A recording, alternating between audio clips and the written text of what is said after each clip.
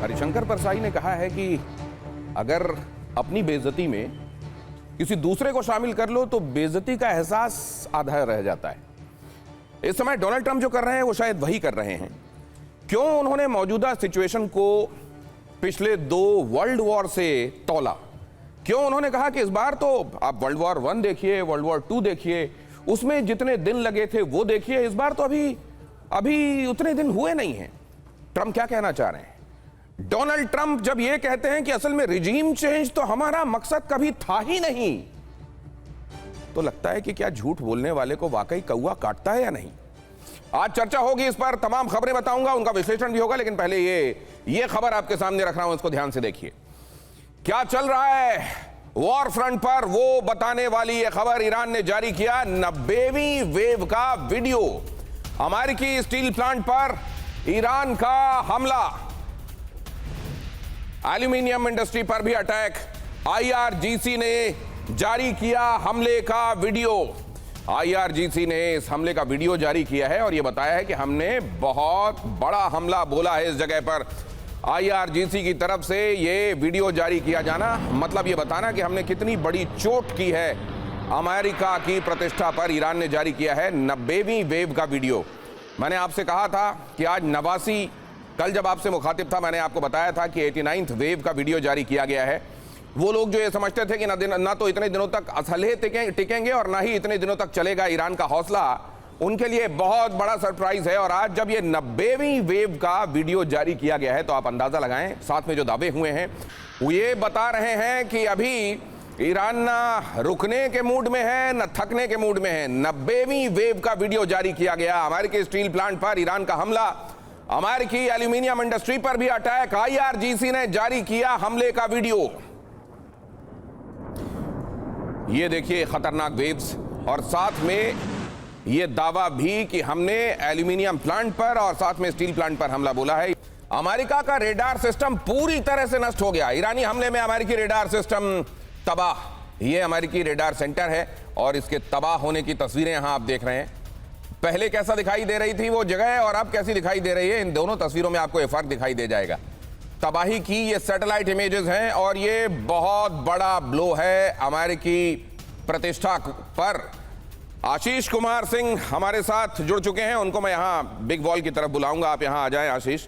और ये यहाँ जो तस्वीरों में दिखाई दे रहा है हमारे दर्शकों के लिए इसको एक्सप्लेन करें। बाकी मेहमानों के पास आपको ले चलूंगा, उनसे इंट्रोड्यूस कराऊंगा। अमेरिका का एक और MQ-9 ड्रोन तबाह हो गया है। ईरान ने तस्नीम न्यूज के जरिए इसको दुनिया को बताया। ये देखिए, शिराज में ईरान ने मार गिराया यूनाइटेड स्टेट्स का ड्रोन। यूनाइटेड स्टेट्स का ड्रोन मार गिराया जाना।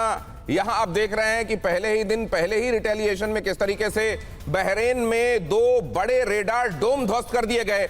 और उधर अमेरिका कह रहा है कि अभी तक तो हमने सारे गोल्स अचीव किए हैं, हम बहुत बेहतर प्रदर्शन कर रहे हैं। ये जो अमेरिका की बातें हैं और साथ में जो हम ये तस्वीरें देख रहे हैं, जरा इनका एनालिसिस करते हैं। जनरल दत्ता से आपका परिचय मैंने करा दिया है। अशोक सज्जनहार सर हमारे साथ जुड़ रहे हैं, बहुत स्वागत है सर आपका। Group captain Vinod Augustine sir भी हमारे साथ आज की इस चर्चा में शामिल हो रहे हैं।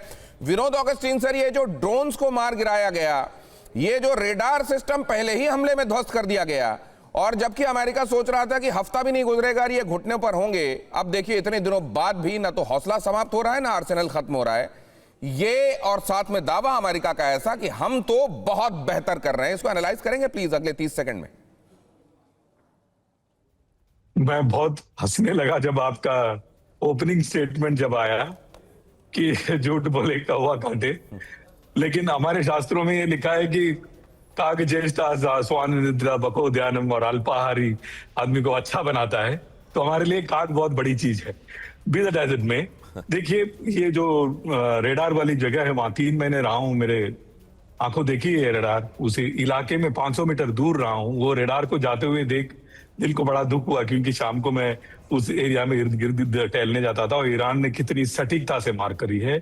और आपने सही कहा किस तरह से ये झूठ बोलते हैं। दूसरी बात, और इस पे मैं लंबी कागजें पे लिख चुका हूँ, पेपर्स, जो कंटेस्टेड एनवायरनमेंट है दिनेश जी, वहां पे आप ऐसे slow moving single engine drone को इस्तेमाल नहीं कर सकते। भारत भी नहीं कर सकता, पाकिस्तान भी नहीं कर सकता, चाइना भी नहीं कर सकता, कोई नहीं कर सकता है। मतलब ये वहां पे आप ये ड्रोन लगाते हैं तो आपसे बड़ा बेवकूफ कौन होगा। तो झूठ भी बोलते हैं और आप बेवकूफ भी। मतलब क्या ये स्ट्रेटेजिकल एरर्स भी दिखाई दे रही हैं क्या? रणनीतिक गलतियां भी की जा रही हैं क्या? क्या ये भी दिखाई दे रहा है कि ईरान के पास वॉर एक्यूमेन बहुत बहुत बेहतर है कंपेयर टू अमेरिका, जो समय अमेरिका की तरफ से गलतियां हो रही हैं? जनरल दत्ता के पास लेकर जाऊंगा इस बात को। जनरल दत्ता, क्योंकि ड्रोन वॉरफेयर से इसका कनेक्शन सीधे सीधे था, तो मैंने विनोद ऑगस्टीन सर को आमंत्रित किया। लेकिन ये झूठ अमेरिका इस समय बोल रहा है जब पूरी दुनिया देख रही है कि हकीकत क्या है। बिल्कुल दिनेश, देखिए ऐसा है, जो अभी तक अमेरिका का लॉस हुआ है इस जंग में, तकरीबन इनके 10 रडार सिस्टम उड़ाए हैं ईरान ने, जहां भी इनके आसपास डिप्लॉयड थे, जो इनके जो दूसरी मिडिल ईस्ट की कंट्रीज़ हैं, और उसके साथ साथ में 12 इनके MQ ड्रोन भी गिराए हैं उन्होंने। और जो खासियत है ड्रोन वॉरफेयर की, जो ड्रोन ईरान ने रशिया को दिए थे और रशिया ने यूक्रेन के खिलाफ इस्तेमाल किए, उसको उन्होंने अपग्रेड किया, मॉडिफाई किया, और बहुत सारा जो लेसन सीखा उन्होंने। 4 साल की जंग जो हुई और चल रही है अभी रशिया और यूक्रेन की, वो सारा फीडबैक ईरान के पास में मौजूद है। इन्होंने उस सारे फीडबैक को इस्तेमाल करते हुए अब जो ये जंग चालू हुई है, जो 28 फरवरी से चालू है, जिसमें इजराइल, ईरान और अमेरिका आपस में एक दूसरे के साथ ये अपना हार्डवेयर एक्सचेंज कर रहे हैं, ये सारा कुछ उसका सम टोटल है। और ये पहली बार है कि जब इजराइल और अमेरिका ने किसी मुल्क पे हमला किया हो, वो जंग उसी मुल्क के अंदर ही सीमित रहती थी। चाहे आप इराक का देखें, आप वियतनाम का देखें, अफगानिस्तान का देखें, ये पहली बार है कि जब उन्होंने ईरान पे हमला किया, ईरान ने ये जंग तकरीबन 7 नेबरिंग कंट्रीज, उसके साथ में इजराइल, अमेरिका, जॉर्डन, अलग अलग जगह तुर्की तक जाके, साइप्रस तक जाके इन्होंने हमले करे। तो ये पहली बार अमेरिका एक ऐसा रिटेलिएशन देख रहा है जो आज तक अमेरिका ने नहीं देखा था। बहुत इंपॉर्टेंट बात आप कह रहे हैं कि अमेरिका को इस तरह का झटका पहली बार लगा है, और इसीलिए शायद डोनाल्ड ट्रंप इस समय वो बातें कह रहे हैं जो कोरी झूठ हैं, लेकिन उनको कहने में असल में डोनाल्ड ट्रंप के पास उसके अलावा, वो कहने के अलावा कोई रास्ता नहीं है। जब बहुत बड़े बोल आप बोल देते हैं तो उसको डिफेंड करने के लिए उससे बड़े बेशक झूठे हो बोल बोलने पड़ते हैं। इराक में ईरान ने हमला किया है ड्रोन के जरिए। अमेरिकी F-15 फाइटर जेट ने किया ड्रोन का पीछा, ईरानी ड्रोन को मार गिराने की कोशिश नाकाम रही। अमेरिकी बेस पर ईरान का शहीद ड्रोन से अटैक देखिए जरा, यहां पर F-15 से इसको चेस किया गया। तो यहां पर भी वही दिखाई दे रहा है कि एक चींटी को मारने के लिए आपको हाथी लगाना पड़ा, और मान लीजिए वहां पर हाथी के ऊपर उसकी सूंड में चींटी घुस जाती तो हाथी को खत्म भी कर सकती थी। ये बहुत बड़ा जोखिम है। उसके बावजूद वो शहीद ड्रोन रोके ना रुका, और आखिरकार जहां उसको लक्ष्य करके मारा गया था उसने जाकर उस जगह को हिट कर दिया। ये क्या बता रहा है? क्या स्ट्रैटेजी के मामले में, एग्जीक्यूशन के मामले में ईरान सुपरमेसी दिखा रहा है? और अभी तक अगर जो लोग वॉरफेयर समझते हैं, क्या वो ये कह सकते हैं कि हाँ, अमेरिका से ज्यादा सुपीरियर तरीके से अभी तक ईरान ने अपने कौशल को मैनिफेस्ट किया है? क्या विनोद ऑगस्टीन सर, इसको ऐसे देखा जाए?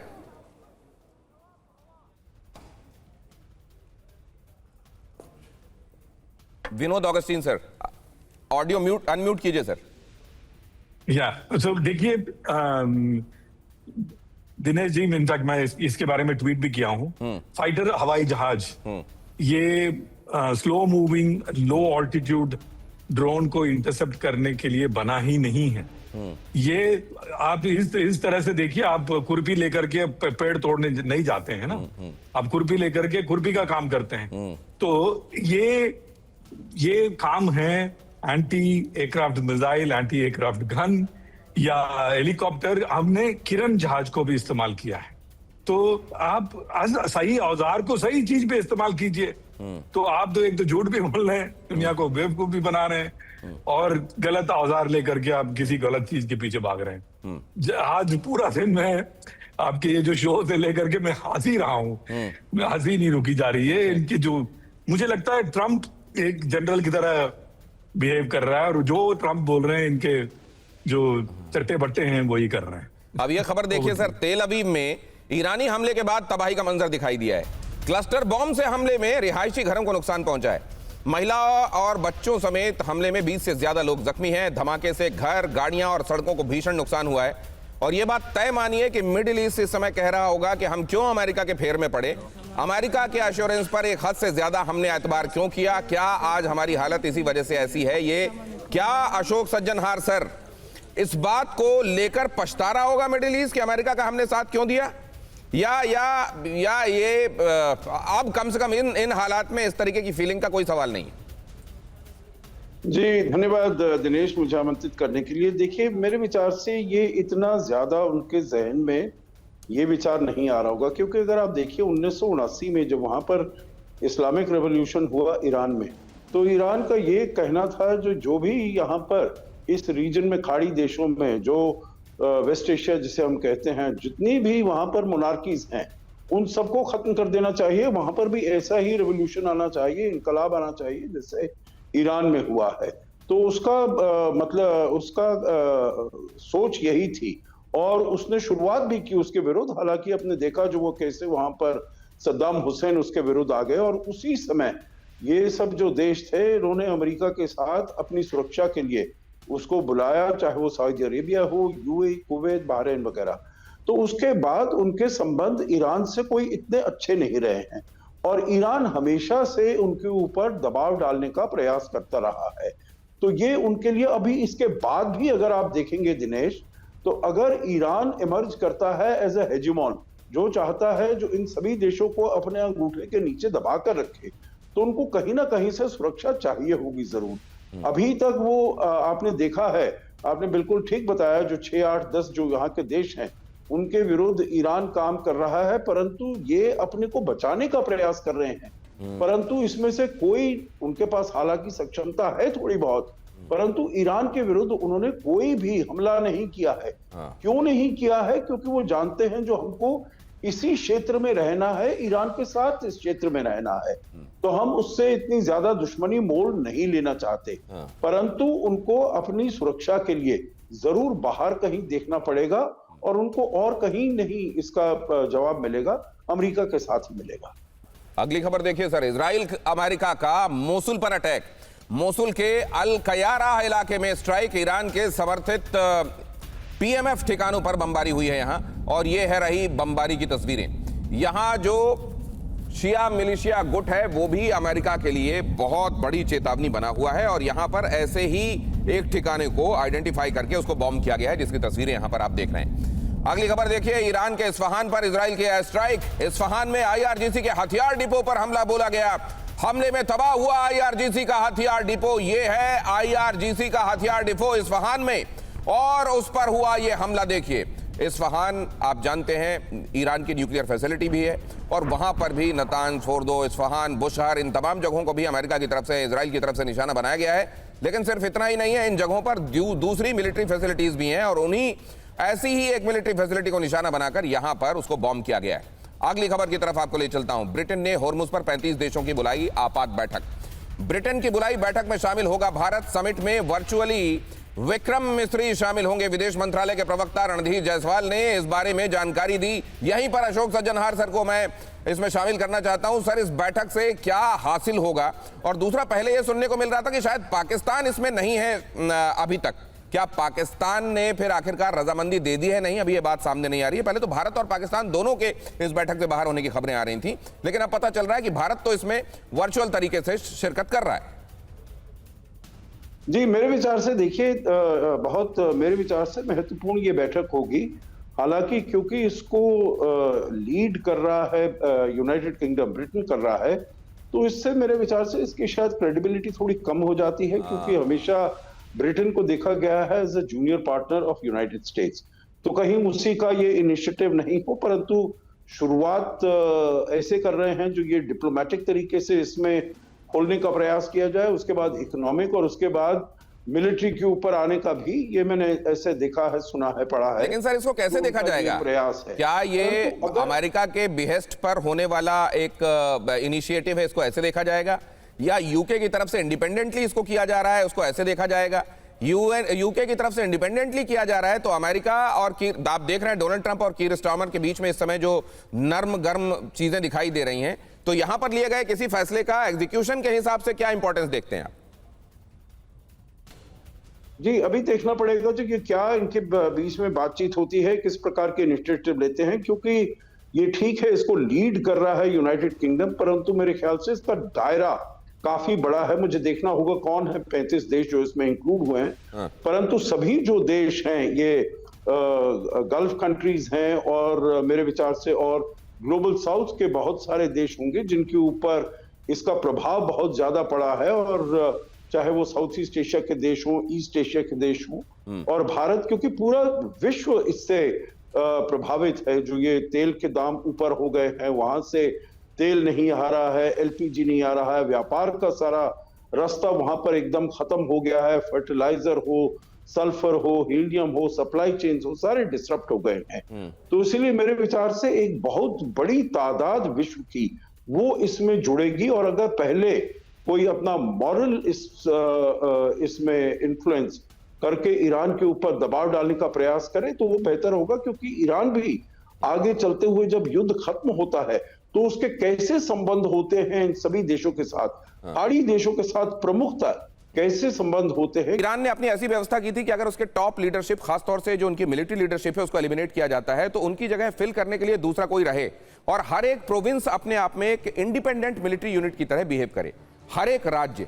अगर ऐसा होता है तो इसी को मोज़ेक डॉक्ट्रिन कहते हैं। ऐसा सुनाई दिया, लेकिन ये असल में हो रहा है। ये पहली बार इसकी तस्वीरें सामने आई हैं। और आमिर हतामी वो इस बैठक को हेड कर रहे हैं और वो ग्राउंड ऑपरेशन को लेकर तैयारी कर रहे हैं कि यूएस की तरफ से अगर ग्राउंड इन्वेजन किया जाता है, जिसके बारे में लगातार साइंस दिख रहे हैं, फिंगरप्रिंट्स दिख रहे हैं यूएस के, उसको लेकर तैयारी कर रहे हैं। लेकिन जो सबसे हाईलाइटिंग पार्ट आपने कहा कि इसमें बीच बीच में आपको स्क्रीन पर पूरे के पूरे 31 जो उनके प्रोविंशियल या रीजनल कमांडर्स हैं वो दिखाई दे रहे हैं और ये पहली बार दिख रहा है। ये generally secrecy point of view वो सारे लोगों को नहीं दिखाते थे, लेकिन अब पहली बार दुनिया को दिख जाएगा कि एग्जैक्टली ये देखिए आमिर हतामी ठीक सामने, ये सारे के सारे जो मोज़ेक डॉक्ट्रिन के अंदर ये प्रैक्टिस करते हैं कि सब लोग अपना इंडिपेंडेंटली, हर प्रोविंस, हर कमांडर अपना इंडिपेंडेंट डिसीजन ले। और एग्जैक्टली ये पहली बार तस्वीरों में दिख रहा है। यूएस के लिए बहुत बड़ी वार्निंग। विनोद ऑगस्टीन सर, ये जो जारी की गई ये तस्वीर, इसके पीछे मकसद क्या होगा? ईरान क्या बताना चाह रहा होगा अमेरिका को, इजराइल को? देखिए, मादुरो वेनेजुएला, उसके अगर पैरेलली आप ईरान को देखते हैं, मादुरो गिरा, वेनेजुएला गिरा 45, जैसे आजकल स्पीच में कह रहे थे, 45 मिनट में पूरी की पूरी वेनेजुएला खत्म हो गई। लेकिन ईरान में ऐसा नहीं होगा थैंक्स टू दिस डॉक्ट्रिन, क्योंकि जहां तक मैं जानता हूं, जहां तक मैंने पढ़ा है और कुछ लोगों से बात करी है, 20 लाइन्स, गौतम जी, 20 लोग खड़े हैं हर पोस्ट के नीचे। एक ऊपर वाला खत्म हो जाएगा तो अगला आएगा, अगला खत्म होएगा तो उसका अगला आएगा। लेकिन ये एक आइडियोलॉजी ड्रिवन कंट्री है, आइडियोलॉजी ड्रिवन इनकी सारी जो लेखा जोखा चलता है। ये आपने जो बात कही सर, ये बड़ा इंपॉर्टेंट है। एक और कंपैरिजन ड्रॉ करने की कोशिश की गई है। वहां जो आईआरजीसी के एरोस्पेस के जो कमांडर हैं, उनका नाम है माजिद मोसावी। उन्होंने एक बड़ी मार्क करने वाली बात कही है। उन्होंने कहा है कि 250 साल का इतिहास है जिस देश का, वो हमको कह रहा है कि हमको पाषाण युग में पहुंचा देगा। वो हॉलीवुड की फिल्मों से बहुत ज्यादा डिसइल्यूजन्ड लग रहे हैं। उनको ये नहीं मालूम कि हम 6000 साल पुरानी सभ्यता है। इसका मतलब जनरल दत्ता जरा समझाइए, क्या कहने की कोशिश है? बिल्कुल, देखिए ऐसा है कि अगर अमेरिका वियतनाम को, जहाँ पे कारपेट बॉम्बिंग करके इन्होंने उनको मिट्टी में मिलाने की कोशिश करी, वहाँ के वियतकॉन्ग ने मार मार के अमेरिकन को वियतनाम से बाहर निकाल दिया। तो ईरान तो बहुत बड़ा मुल्क है, इनकी जो ज्योग्राफी है, इनका जो माउंटेन रेंजेस हैं, ये तकरीबन एक तरह से फोर्ट्रेस है। चारों तरफ इनके जो पहाड़ी रेंजेस हैं और सिर्फ एक इलाका जो पड़ता है जो ईस्ट की तरफ, जो पाकिस्तान से बॉर्डर लगता है, वो थोड़ा सा एक छोटा कॉरिडोर है जहाँ थोड़ा प्लेन इलाका है। और इसलिए अगर अमेरिका बोलेगा कि मैं आपको स्टोन एज में भेज दूंगा, वो ख्वाब देख रहे हैं, बहुत मुश्किल है। इतने बड़े इलाके को कहाँ से स्टोन एज में भेजेंगे? कितना बारूद इस्तेमाल कर सकते हैं ये?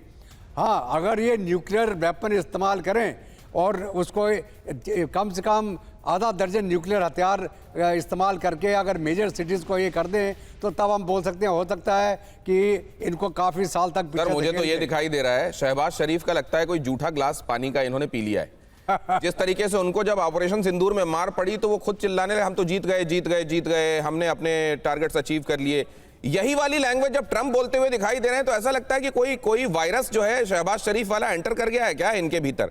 और दूसरे जैसे जब आपके हथियार नहीं चलते, जब आपके हाथ पैर नहीं चलते, जब आपकी स्ट्रैटेजीज नहीं चलती, तो आप मुंह चलाकर कॉम्पनसेट करने की कोशिश करते हैं। उसी तरीके से यहां डोनाल्ड ट्रंप मुंह चलाकर कॉम्पनसेट करने की कोशिश कर रहे हैं। हकीकत ये तस्वीरें बयान कर रही हैं। अगली खबर देखिए, ईरान पर अमेरिका का विध्वंसक हमला।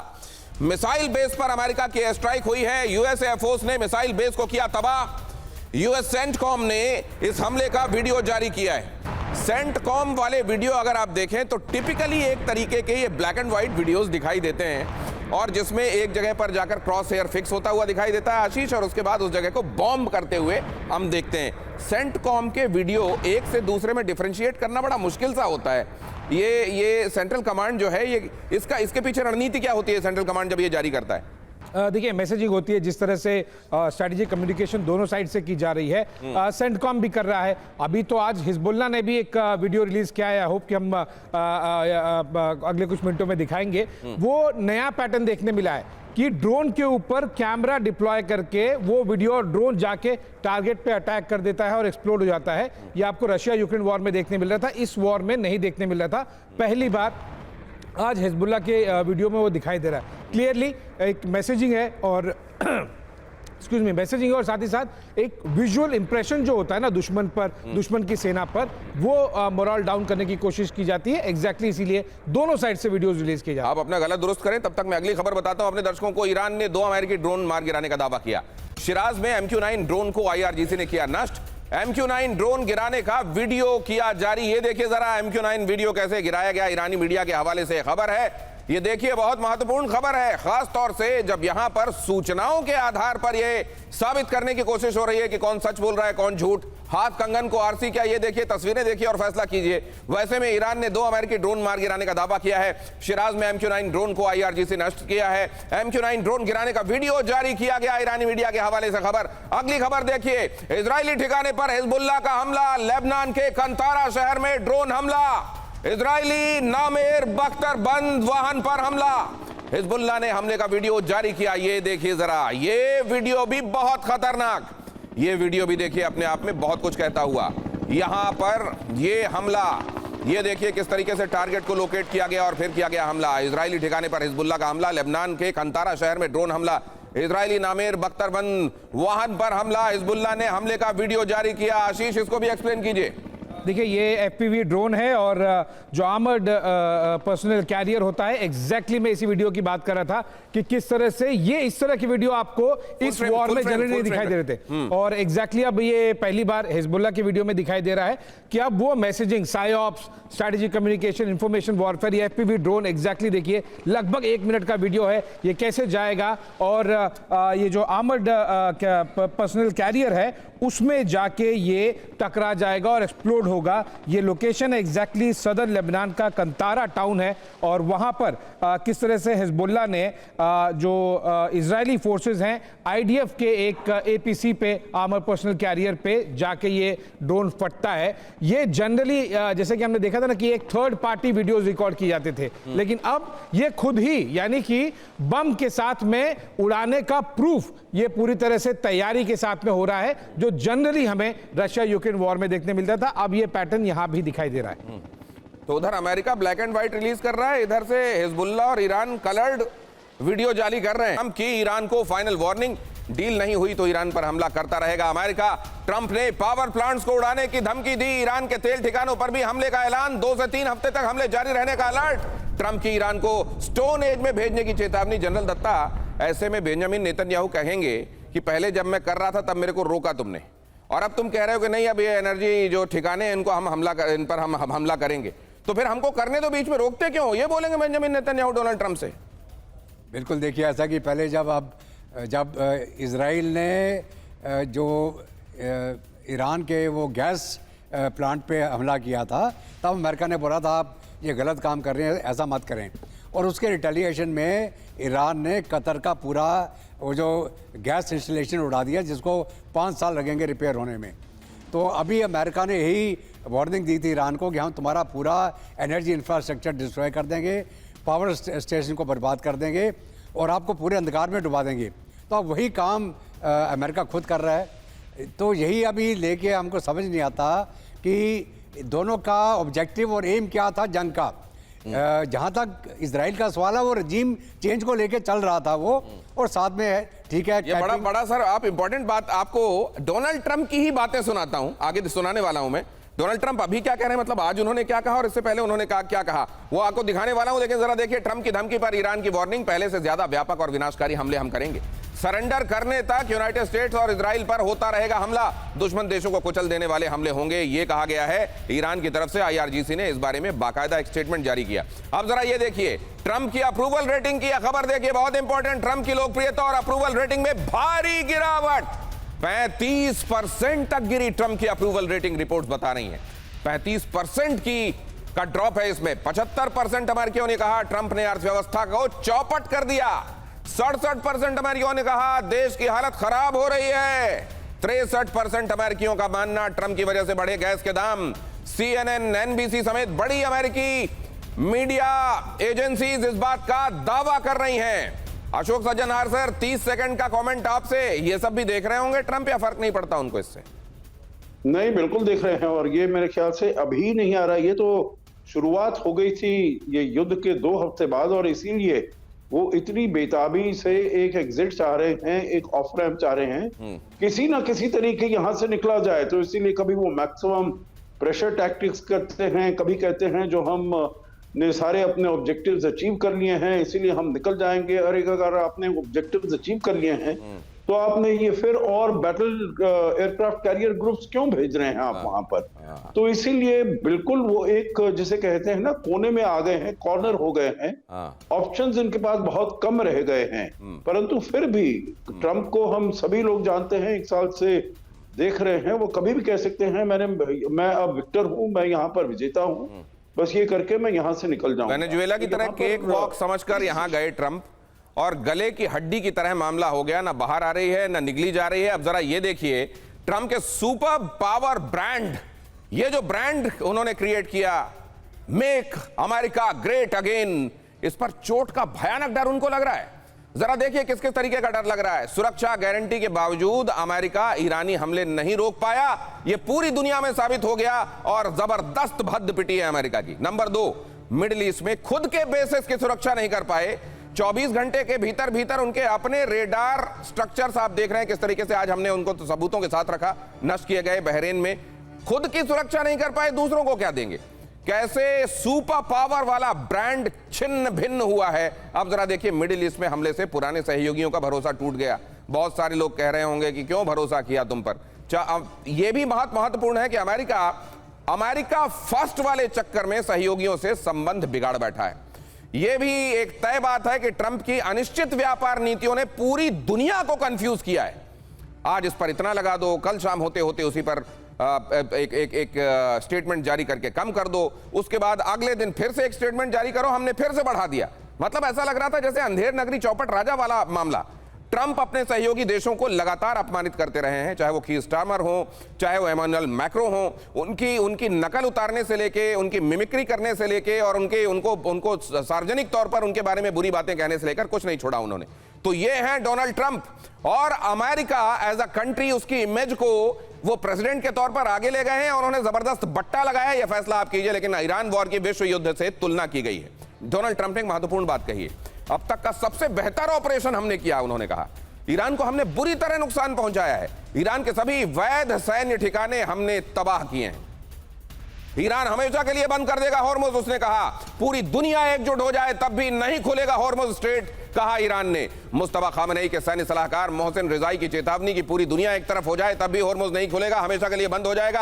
अब जरा यह भी देखिए, जंग में अमेरिका को नुकसान कितना हुआ है। शुरुआती 30 दिनों के भीतर 27 बिलियन डॉलर से ज्यादा खर्च हुआ। तगड़ी चोट अमेरिका को पड़ी है। 3 फाइटर जेट और 12 MQ-9 रीपर ड्रोन जंग में तबाह हो गए। एक KC-135 रिफ्यूलिंग टैंकर तबाह हुआ और 5 क्षतिग्रस्त हो गए। अमेरिका के 3 रेडार सिस्टम को ईरान ने जबरदस्त नुकसान पहुंचाया। जंग में 13 अमेरिकी सैनिकों की जान गई। मिडिल ईस्ट में 13 से ज्यादा सैन्य ठिकाने तबाह हुए। ब्रेंट क्रूड की कीमतें $100 प्रति बैरल के पार हो गई। अमेरिकी शेयर बाजार 20% तक की गिरावट दर्ज कर चुका है। अब जरा यह देखिए क्यों फंस गए हैं ट्रंप और कैसे बंद हो गए एग्जिट के रास्ते। ट्रंप को लगा था खामेनेई को मारकर ईरान में तख्ता पलट हो जाएगा। सच्चाई यह निकली कि अली खामेनेई से भी ज्यादा कठोर मुस्तफा खामेनेई सुप्रीम लीडर बन बैठे। उन्होंने ट्रंप ने हमला करने से पहले सोचा था कि ईरान 2 दिनों में घुटने टेक देगा। ईरान ने अब तक 5400 से ज्यादा मिसाइलें और ड्रोन दाग दिए हैं। ट्रंप ने सोचा था खर्क पर कब्जे की धमकी देकर होर्मुज कंट्रोल करेंगे। ईरान ने होर्मुज पर नाकाबंदी करके वैश्विक तेल संकट पैदा किया और नेटो ने ट्रंप का साथ छोड़ दिया। अरब देश अब भी खुलकर जंग में नहीं उतरे हैं। अमेरिका में ट्रंप की रेटिंग लगातार गिरती जा रही है। अमेरिका समेत दुनिया की अर्थव्यवस्था खराब हुई है। यह खबर देखिए। अब जरा अगली खबर की तरफ आपको ले चलता हूं। तेल के दामों को लेकर बहुत बड़ा दावा हो रहा है। 150 से $200 प्रति बैरल तक पहुंच सकता है क्रूड का प्राइस। स्ट्रेट ऑफ हॉर्मुज बंद रहने से अप्रत्याशित स्तर पर पहुंच सकते हैं तेल के दाम। सीबीएस के हवाले से बहुत बड़ा दावा। अब जरा ट्रंप की जिद की कीमत दुनिया कैसे चुका रही है यह भी तो देख लीजिए। इसीलिए कहते हैं कि उस तरह उसके हाथ में नहीं होना चाहिए जो उसका गलत इस्तेमाल करने लगे। अब जरा यहां पर देखिए ट्रंप की जिद की कीमत कैसे चुका रही है दुनिया। महंगाई का विस्फोट, कच्चा तेल $120 प्रति बैरल, 35 से 40 देशों में गैस और ऊर्जा का गंभीर संकट, होर्मुज से गुजरने वाले दुनिया के 20% तेल पर असर। अंतर्राष्ट्रीय बाजार में गैस की कीमतें 65% तक बढ़ी। यूनाइटेड नेशन और WHO को कमजोर करना रूस चीन को मौका देने जैसा हो गया। यूरोप के एक और देश ने ट्रंप को दिया झटका। अगली खबर, अमेरिका को एयर स्पेस इस्तेमाल नहीं करने देगा ऑस्ट्रिया। ऑस्ट्रिया ने अमेरिका के अनुरोध को ठुकराया। हर कोई इस समय डोनाल्ड ट्रंप को आईना दिखाने में लगा हुआ है। ऑस्ट्रिया ने भी वही कर दिया। और इस सब के बीच डोनाल्ड ट्रंप कह रहे हैं कि हमने बहुत बेहतर प्रदर्शन किया है। आने वाले दिनों में इस तरह के बहुत सारे बयान आपको देखने को मिलेंगे।